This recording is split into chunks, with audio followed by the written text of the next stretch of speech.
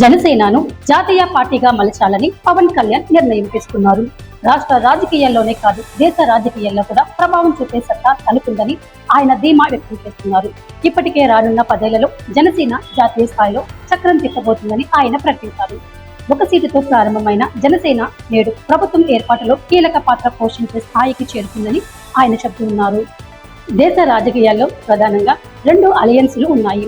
ఎన్డీఏలో ప్రధాన party BJP, యూపీఏలో Congress. ఇలాంటి పరిస్థితిలో కొత్త పార్టీలకు జాతీయ స్థాయిలో నిలబడడం అంత సులువేమీ కాదు. కానీ పవన్ కళ్యాణ్ తన చరిష్మాతో జనసేనను ఆ దిశగా నడిపించాలని సంకల్పించారు. జనసేన ప్రభుత్వం ఆంధ్రప్రదేశ్లో బలమైన కేడర్ను కలిగి ఉంది. తెలంగాణలో కూడా క్రమంగా బలపడుతుంది. ఇటీవల పవన్ కళ్యాణ్ తమిళనాడులో ఆయనకు వచ్చిన ప్రజాస్పందన పెద్ద చర్చకు దారితీసింది. ఈ నేపథ్యంలో జనసేనను అక్కడ కూడా బలంగా నిలబెట్టడం పెద్ద సమస్య కాదని పార్టీ అంచనా వేస్తుంది. ముఖ్యంగా బీజేపీతో అనుకూల సంబంధాలు ఉండడం జనసేనకు అదనపు బలం అవుతుంది. తమిళనాడులో తన ప్రభావాన్ని పెంచుకోవాలని బీజేపీ ఎప్పటి నుంచో వ్యూహం పన్నుతుంది. జనసేన అక్కడ బలపడితే పవన్ చరిష్మాతో ఎన్డీఏ ఓటు బ్యాంకును మరింతగా విస్తరించవచ్చని భావిస్తున్నారు. వచ్చే సంవత్సరం తమిళనాడులో జరగనున్న అసెంబ్లీ ఎన్నికల్లో ఇది కీలక పాత్ర పోషించే అవకాశం కూడా ఉంది.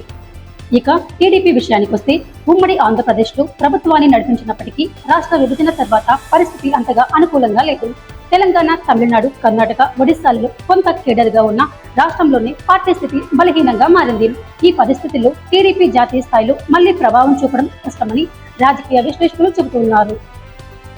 జనసేనను జాతీయ పార్టీగా తీసుకువెళ్లడం వెనుక పవన్ కళ్యాణ్ వ్యూహం స్పష్టంగా కనిపిస్తుంది.